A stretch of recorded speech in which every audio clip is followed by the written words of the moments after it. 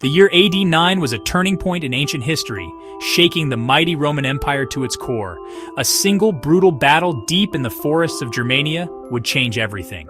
Germania, wild, untamed, and fiercely independent, was the land of the Germanic tribes. This story takes us back to that fateful year, exploring the events and people who shaped it. From the emperor in Rome to the warriors in the woods, their actions would echo through centuries. Rome, at its height, seemed unstoppable, its legions legendary for discipline and conquest. In AD 9, they faced a challenge unlike any before. The Germanic tribes fought not for glory, but for their homes and freedom. The clash was violent, the consequences lasting. We still talk about AD 9 because it reveals the limits of power and the dangers of underestimating others. It's a story of drama, big decisions, and the unpredictable twists of history. The events of AD 9 remind us that even the greatest empires can falter in just a few days. Let's journey back to this remarkable year and see how it changed the world. The stage is set for disaster. In early AD 9, the Roman Empire was at its peak, stretching from Syria to Gaul. Emperor Augustus, now elderly, had ruled for decades, bringing peace and prosperity. Rome's cities were grand, its army unmatched in discipline and engineering. Romans saw themselves as superior, viewing outsiders like the Germanic tribes as barbarians. Expansion was always on their minds. Germania, east of the Rhine, was their next target. Julius Caesar had campaigned there before, but Augustus wanted full control. He believed Roman rule would bring civilization to the Germanic peoples. Confidence in Rome was high. Most citizens felt secure and destined to rule forever. Yet trouble simmered on the frontiers. Small wars, rebellions, and unrest. Few in Rome realized a disaster was brewing in the forests of Germania. The empire's sense of invincibility was about to be shattered. Plans for expansion would soon face their greatest test. The coming events would force Rome to rethink its ambitions. The stage was set for a confrontation that would define an era. Rome's confidence was about to be put to the ultimate test.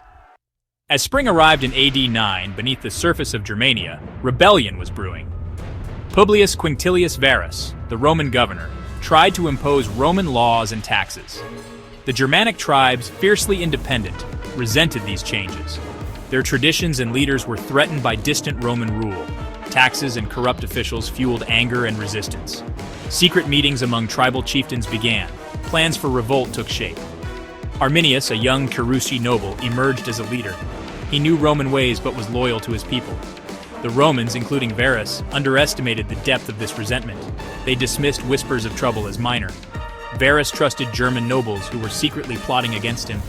The spring and early summer were a tense calm before the storm. The seeds of rebellion were sown, waiting for the right moment. The Germanic tribes were uniting, ready to strike. Rome was blind to the danger growing in the shadows. The stage was set for a massive uprising. By late summer, Varus was stationed near the Weser River with 3 elite legions. Reports of a local uprising reached him, delivered by Arminius and other loyal German nobles. They urged Varus to march his army to crush the rebellion. It was a trap, carefully set. Varus decided to lead his 15,000 soldiers into unfamiliar territory, the Teutoburg forest. He trusted Arminius, believing the threat was minor. The forest was dense, muddy, and perfect for ambush, not for Roman tactics. The army's column stretched for miles, slowed by baggage and camp followers. The supposed rebellion was a ruse. The real danger lay ahead. Varus saw no reason to suspect betrayal. His confidence and misplaced trust would prove fatal. The march began in early September with disaster looming. The Romans were walking straight into a deadly trap. The fate of 3 legions hung in the balance. Arminius, known to the Romans as a trusted ally, was the architect of Rome's undoing. Born a Cherusci prince, he was taken by the Romans as a youth, learning their language and tactics. He served in the Roman military, earned citizenship, and rose to equestrian rank. Yet his loyalty remained with his people. Arminius saw how Roman rule threatened Germanic freedom. Using his Roman training, he secretly united rival tribes. This was no small feat. The tribes often fought each other. Arminius's charisma and knowledge made him the perfect leader for rebellion. To the Romans, he became a traitor, using their trust against them. To the Germans, he was a hero, a liberator fighting for independence. His story is one of divided loyalties and bold choices. Arminius risked everything to free his homeland.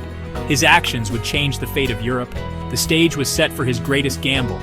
The Romans had no idea their trusted ally was their greatest threat. The trap was ready to spring. In early September, Varus's army entered the Teutoburg forest, guided by Arminius. The weather turned against them. Rain, mud, and wind slowed their march. The Roman column became stretched and disorganized, perfect for ambush. Germanic warriors attacked from the dense woods. The Romans, trapped and unable to form ranks, were overwhelmed. Arrows and spears rained down. Chaos reigned. For 3 days, the ambushes continued. No rest, no escape. The Romans tried to build camps at night, but attacks never ceased. Morale collapsed. Losses mounted. Varus, seeing defeat was certain, took his own life. So did many officers. By the end, 3 legions and their followers were wiped out. Nearly 20,000 lost. The sacred legionary eagles fell into enemy hands, a disgrace for Rome. The Teutoburg forest became a graveyard for Rome's finest. The scale of the disaster was unprecedented. Rome's military machine had suffered its worst defeat in living memory. The empire would never forget the horror of those 3 days. The legend of the lost legions was born. The world had changed forever. News of the disaster traveled slowly to Rome. When it arrived, it stunned the empire. Emperor Augustus was devastated. 3 legions gone, Varus dead, the eagles lost. The shock broke Augustus's composure. He reportedly cried out, "Varus, give me back my legions!" The loss was both a military and psychological blow. Panic gripped Rome. Fears of invasion spread. Augustus took emergency measures, strengthening defenses, raising new troops, and banishing some foreigners. The defeat shattered Rome's sense of invincibility. Augustus mourned the lost legions for the rest of his life. Their numbers, 17th, 18th, 19th, were never used again. The Varian disaster cast a long shadow over Rome's golden age. The empire was forced to confront its limits. The trauma of Teutoburg would shape Roman policy for years. Rome's greatest emperor was left haunted by a single catastrophic loss. The cost of overconfidence was now painfully clear.